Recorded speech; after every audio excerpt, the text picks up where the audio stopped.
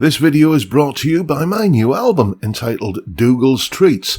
It's full of hummable melodies, bluesy riffs and the occasional bit of virtuoso flashy stuff as well. If you enjoy bluesy rock guitar with memorable tunes and solos that wail like a banshee, then check out the links in the description. The premium version includes all of the tabs for each tune, videos and jam tracks as well. Thanks for listening, now on with the show.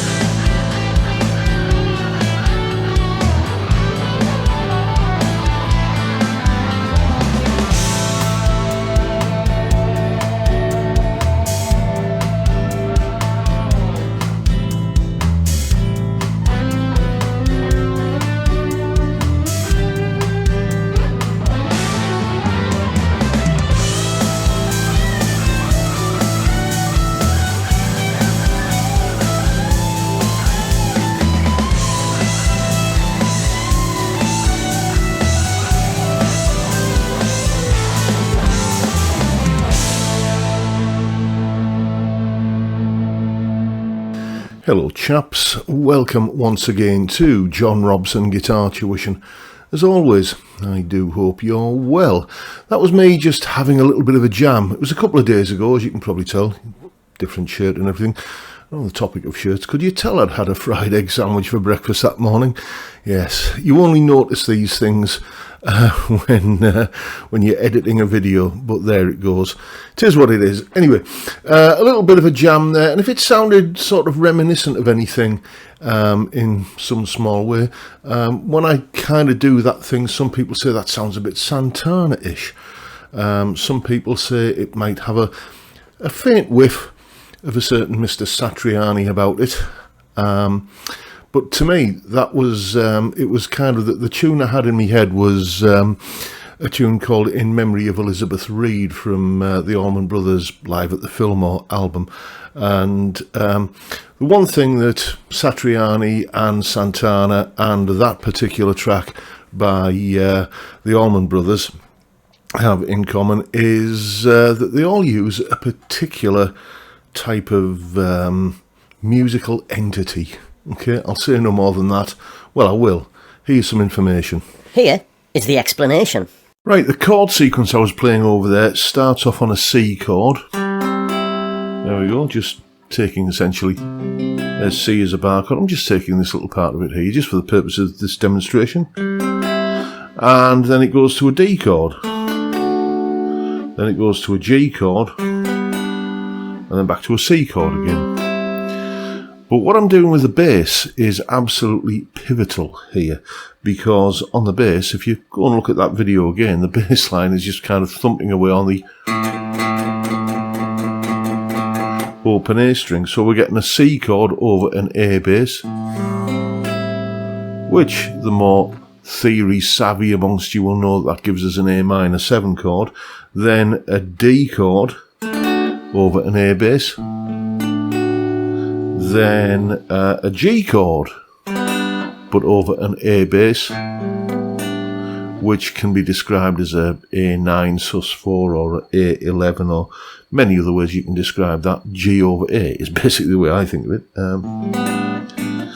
So what's going on here is we're getting, as I say, I'll just play this fingerstyle for the moment, we're getting a C chord over an A bass, a D chord over an A bass, G over A, and then back to C over A, or A minor 7.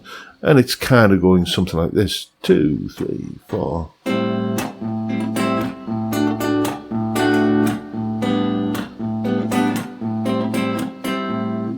That's basically the gist of it.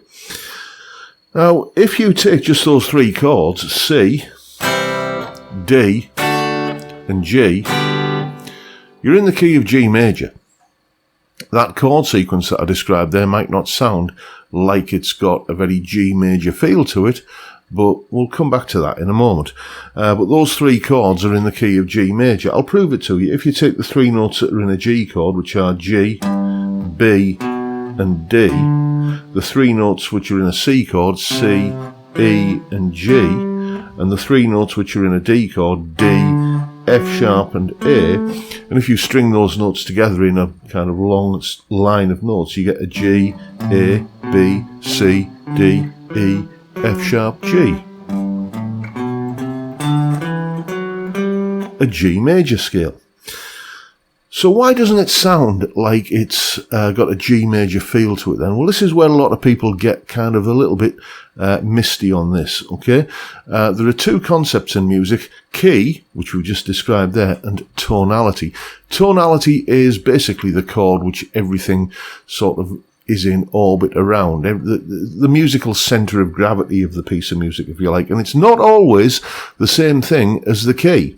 In this case here, remember how I said that A bass note with a C chord on top is basically an A minor 7 chord. There's a C chord.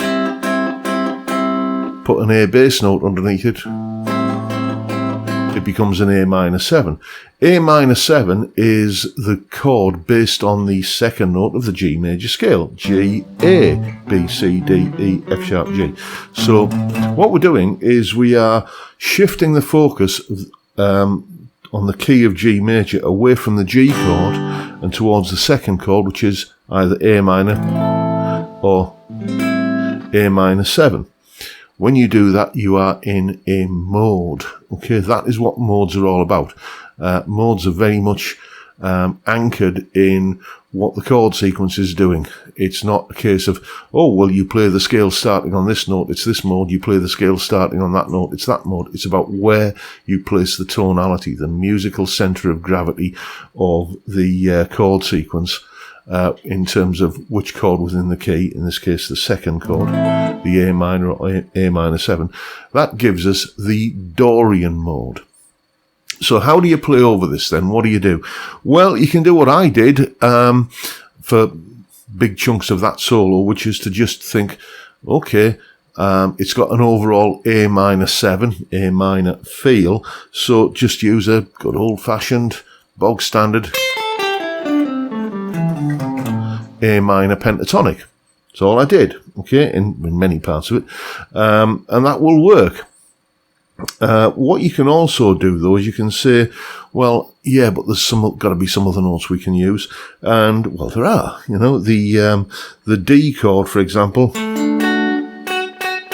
has this note in it. Let's have a look and see what that is. It's an F sharp, okay, but you can see, even if you don't know the names of the notes, you can see there's the pentatonic. The D chord has this note in it, so add that note in from the D chord. Okay, it doesn't have to be happening over the D chord. You can use it wherever you want. It sounds strongest over the D chord as a note to kind of sit on for a while. And likewise, we've got in the G chord, we've got a B note. So we can, here's our A minor pentatonic. Add in that note from the D chord, the F sharp.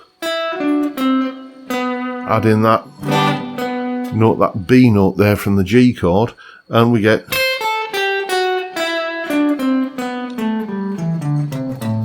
and then, well, if you can add those notes in here, well, can I add them in elsewhere as well? Yeah, because that F sharp is also down there and the B note is there and there as well, so I get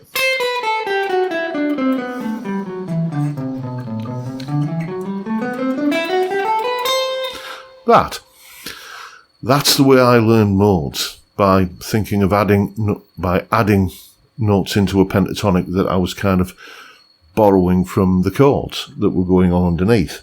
Ironically, I was reading stuff in guitar magazines at the time. This is sort of mid to late 80s about mixolydy and this, Dory and that, Phrygia and the other. Didn't have a clue what it meant, but that's what I was actually doing by kind of stealing notes from the underlying chords and adding them into my pentatonic blues scale kind of shape. So if you do that with every other pentatonic position, you know, add the B's and the F sharps into this one.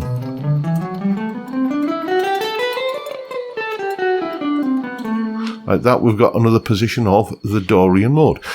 People will say this is just the same thing as doing what you said earlier, which is playing the G major scale but starting on the A note. Kind of. Yeah, you could look at it that way. Technically it is, but it's about how you visualize it on the neck. Remember this chord sequence?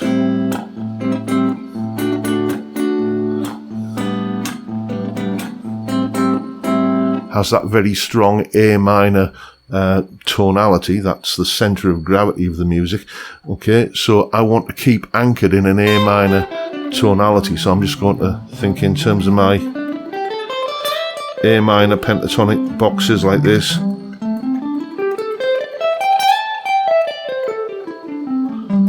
Like that, and then just garnish it with the additional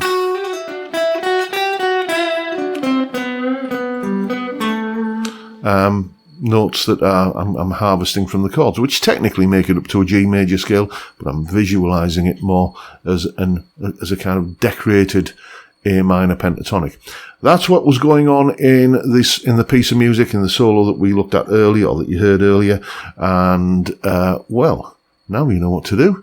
Go away and have some fun with it. As I forgot to say in that clip there, you know, this whole business of snouting around in the kind of murkier regions of the fretboard to find where that F sharp note is and where that B note is. That's the kind of thing where you just build up this gradual picture of the fretboard. You find reasons to go on the lookout for particular notes that when you use them, they make you sound good. So you put in a bit of effort to learn where a note is, or a couple of notes, and then you get the reward of those notes making you sound just that little bit more sophisticated and clever and all the things that you couldn't really usually accuse me of. But there you go. There is, of course, as always, a full tab for that piece of music in both Guitar Pro and PDF formats, along with a clip of me playing it, that explanation you've just seen there, and the jam track to play along with yourself. That is all up on my Patreon page. There's the address, link in the description. As I'm sure you know by now, it's about £3 or $3 a month, and you get access to all of these tabs and jam tracks and all the other goodies that go along with these YouTube videos. And a massive thank you to everyone who supports me in that or any of the other ways, all of which are downstairs in the description. And that's pretty much it for today, folks.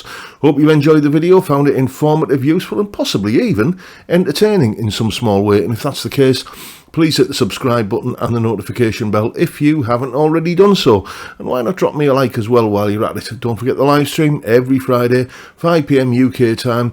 Beer and chat, that is the order of the day. It's a great way to kick off the weekend, and I'd love to see you there if you can make it. But for now, I'll bid you all a good day and say thank you so much for watching. Thank you for your time. Look after yourselves, folks. Stay well, stay safe, and above all, stay sane. Bye for now.